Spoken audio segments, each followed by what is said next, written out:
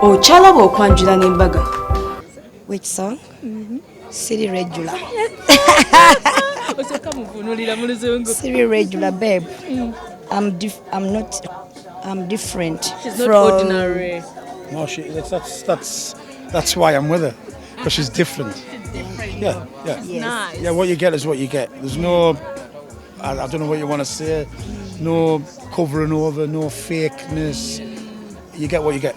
And sometimes, you know, it's a bit of a roller coaster type thing, but hey, that's what love is. Yes. Abawala bagala okufuna ku bazungu bagambeko kubanga kati bali mu kwegomba mwana gwe. Munango olaba mukyalo ono. Oli ebbaawe. Yes. Noli. So it's all about luck. Yes. Luck and respect and okwagaliza. Yes, yeah. Okitegeera muno asuta ku kirungi ogamba mukama nga bakoledde oyo. So the other month when that wedding, I was like, God, I want us to also reach Kudari. Yes, and we will. So, but it's always nice to be happy. Yes. Now, yeah, it's also God's time. It's also God's time, and you have to know what you want. Yes. Yes. The moment you know what you want, go for it. Did you dream of marrying a white guy when you were still young? Always. Yes. My sister knows. I have a daughter, Daphne, but still, I knew, the dad knows, I knew it was not my call. And he says, there is to go for what you want. So it has been in my blood.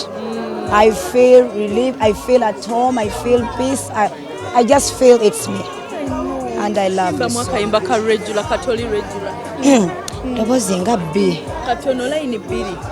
Zendi wambala. Just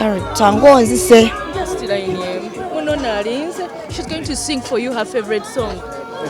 1, 2, 3. Zendi wambala. Tugende ngomanyi wamemi yange. Sharita ndeka.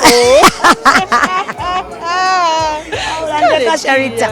But thank you so much for coming. Delta TV. Yes.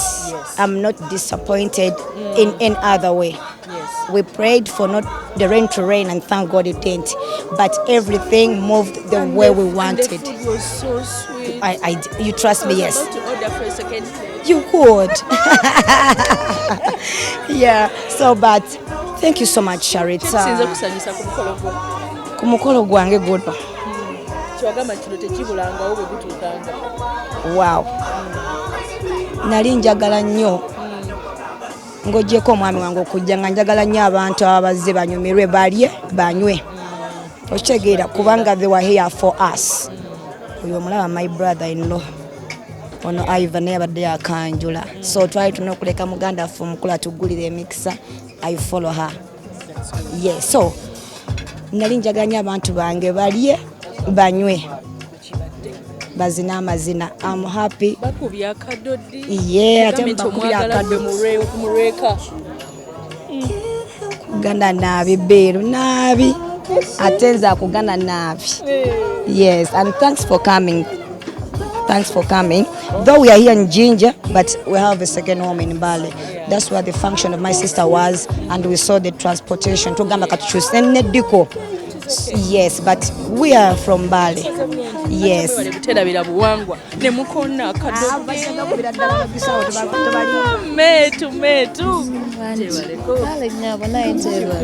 Tukikubye tukyebaliza Mukama otutuusa ku lunaku luno. Twadde tululindiridde naye twebaza Mukama nti kimaze ne kiggwa. Mugole waffe oyagala bagamba ki leero? Mpagaliza obufumbo obulungi obw'emirembe bazaale n'abalongo of course.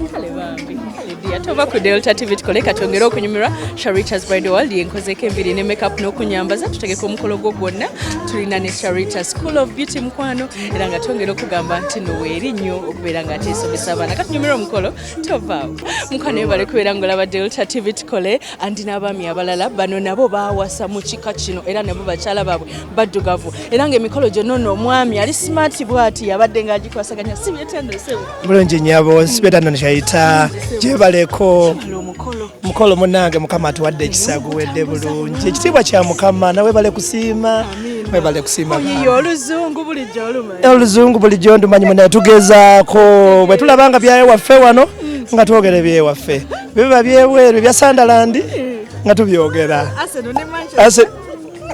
okubawonywawo amanya nze Dr. Julius Mutenga ni musajja musawo wa bisolo ankolera Butalegia naye olwo omukaaga bweruti tuba mukwasama nakulya bitafutafu ekisibwa kya mukama nyabo neyanza nnyo mami neyanza. Hello sir. Hello, how are you, ma'am? You look so smart. Thank you. Do you know what you're putting on? A kanzu. A kanzu. Kanzu. Who taught you? Who taught you that? No, my wife, my beautiful wife over here. Yeah. Yeah, let her come. She's the love of my life, and she introduced. We had a OKWANJULA back in September last year. Okay. And then had our second wedding on March the 17th. So had our white wedding. Absolutely magical. Probably the best day of my life, other than having children. Yeah. This is so good. How do you see Uganda? I love Uganda. Beautiful. Absolutely beautiful. Obviously, Kampala traffic, the worst I've seen in the world. But you like the it? jam, but I love it. Yeah, everyone's so friendly. Did you so like welcoming. any local song?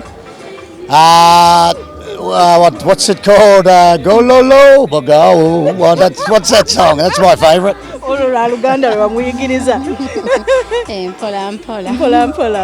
Where did you guys meet?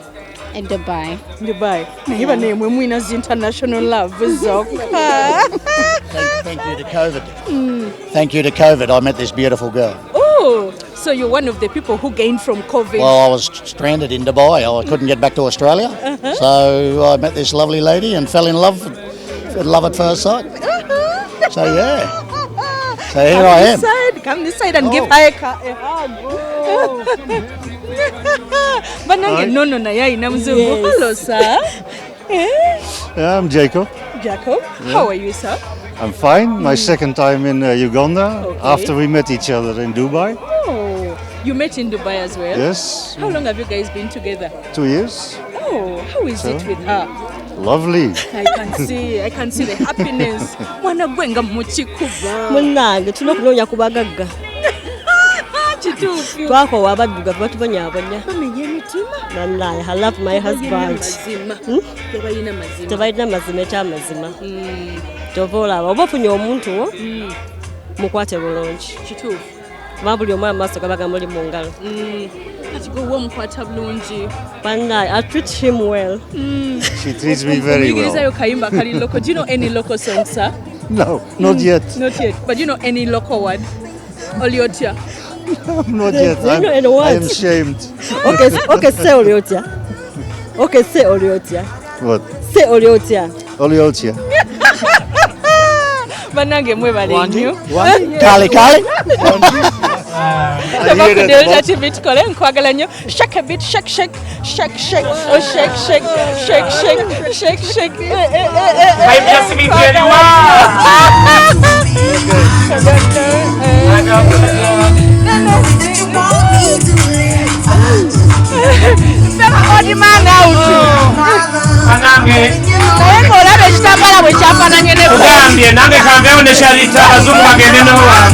Mukwano ali mu kutulaba waneeno ku Delta TV tukole ndi ne bamami abazaala omukyala aleese omuzungu nono mami ibanenga yesimye alina bamami abalungi kati oba ntandikire kwani bannange muŋŋambe nze binnemye mwenna mbaagala kale katutandike naawe mami bulungi nnyo asuzu otya gyebaleko kale naawe gyebale anti tulukabaka ka muwala waffe dize gubadde mulungi nnyo sirabangako bifaanana bwe biti nkitegedde mbalabye nnyo aleese omuzungu twebazizza nnyo byonna okugamba omuzungu abagole baffe bagume banywerere mukama abakwateko bazaale naffe tubeere nga tufuna emikisa mu maka gaabwe mami sibyetano nnyabo ate naawe nga wanyumye oli otya leero gyendi essanyu lingi nnyo sooka kwebaza mukama katonda kubanga yabadde mu nsonga eno era Katonda yabadde mwene ensonga Katonda yabadde mwene ensonga bannange Katonda oyo yabadde mwene ensonga bannange kale nyabo tusanyufu nnyo ku lwadde ze kubanga olunaku luno si lwangu lwakutuukako naye Daisy alutuuseeko nange nensanyuka nange nendutuukako so ndi musanyufu oyambadde ng'oggumidde webale kusiima Daisy musibirira entanda abeere musanyufu mu maka ge abeere omukyalo omuwombeefu abeere n'ekitiibwa abeere n'essanyu lubeerera kale nyabo tenzanyo nyabo mami Ndi nyabo mwebale kujja tweyanza Mukama okusooka okutuusa wano akaseera kano nga tukyali balamu kubanga abazadde baffe bangi baafa baganda baffe bonna baafa ne tusiima Mukama ffe tukyali balamu tulina essanyu lingi okwerekera abaana baffe okutuleetera kye batuleetedde tulina essanyu lingi era katubasabire Mukama abongere naffe bajje batulabye mu kyalo webale nnyo nyabo ate ono mami eyakolamu kakati nno amanya gange mpitibwa Anita Waise ndi senior nursing officer e Bulambuli district era yadde kubanga nze muto naye bakulu bange baneesiga nze ntera okubogeera era Daisy twebaza Katonda olwa Daisy kubanga era nze ngenda okubotola ekyama bulijjo omuntu aba ne maama omu naye lwaki Daisy alina bamaama bana leero naye tuli bangi abamu tubaleseeyo kuba embaale walako Daisy azaalibwa ne sister waffe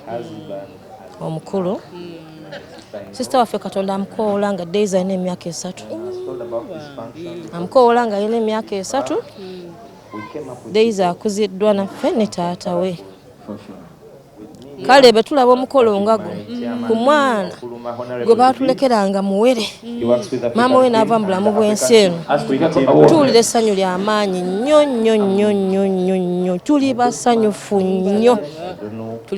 nnyo twebaza nnyo Mukama yeebale nnyo nnyo nnyo tusaba omwami nze nga nze ngenda kwongera omusaba atwali Daisy mu kereziya oba mu kanisa ekyo kyetugenda okuddako okukusabira era twebaza nnyo Delta TV mwebale naye bale sinaba kale ndi wano nkola eyo bujjo batukwata mu yunifoomu bya ddwaliro biki leero bandabye balabye bw'olina wakakyukako gwe okitegedde tova ku Delta TV kale musabira aleme okukoma wano n'omukolo omulala gujja Amina banange tova ku Delta TV katongere okunyumira omukolo guno nkwagala nnyo omwana yaleese muzungu bokitegedde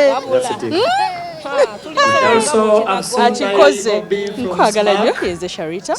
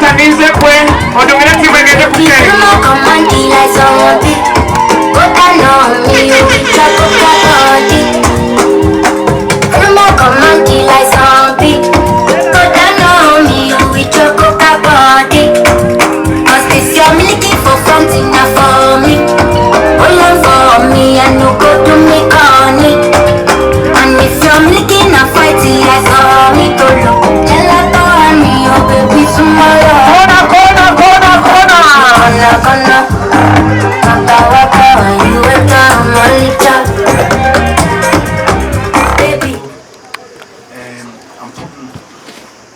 this ring on your finger because it's a bond for me and you to be together for the rest of our lives. So there you go. Thank you very much. 5, 3, 2, 1, and 0!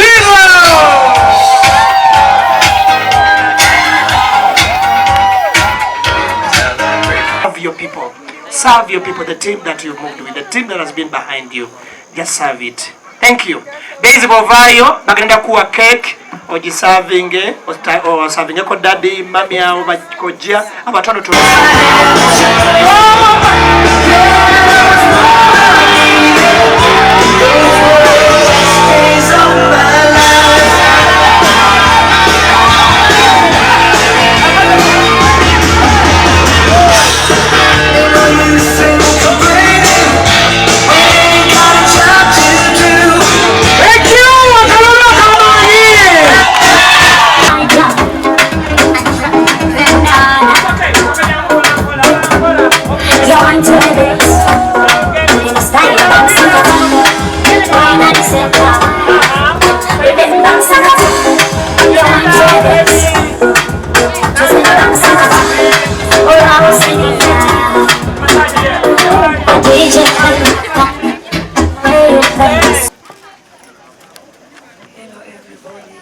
Hello.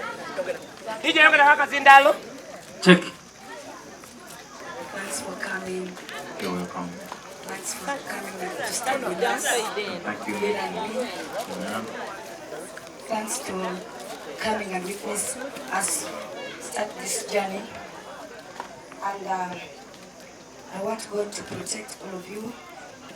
Bali group, Ginger. Thank you for coming, sparing your time and coming to Ginger. My love. Be with me. William, you are what I was looking for in a man.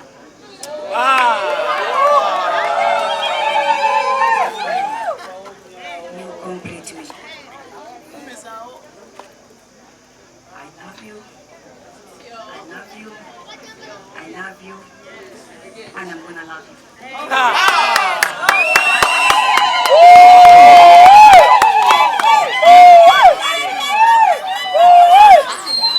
And thanks for coming. Did you take a card ditch and So, I have a small token for you. Some little gifts. Not expensive, but they're from the bottom of my heart. As you wait for me, there are little things. There are some oranges, there are apples, there are flowers. You name a flower. Daisy. I'm a flower. Daisy is a flower. Bit there very much. Yes. So, flowers, we don't perish. We don't perish. Thank you. You know. So, let's take this from the bottom of my heart and say thank you to Mom. Wow, bannange. Okuzala kujagana bali bulaga nga simuwalawo.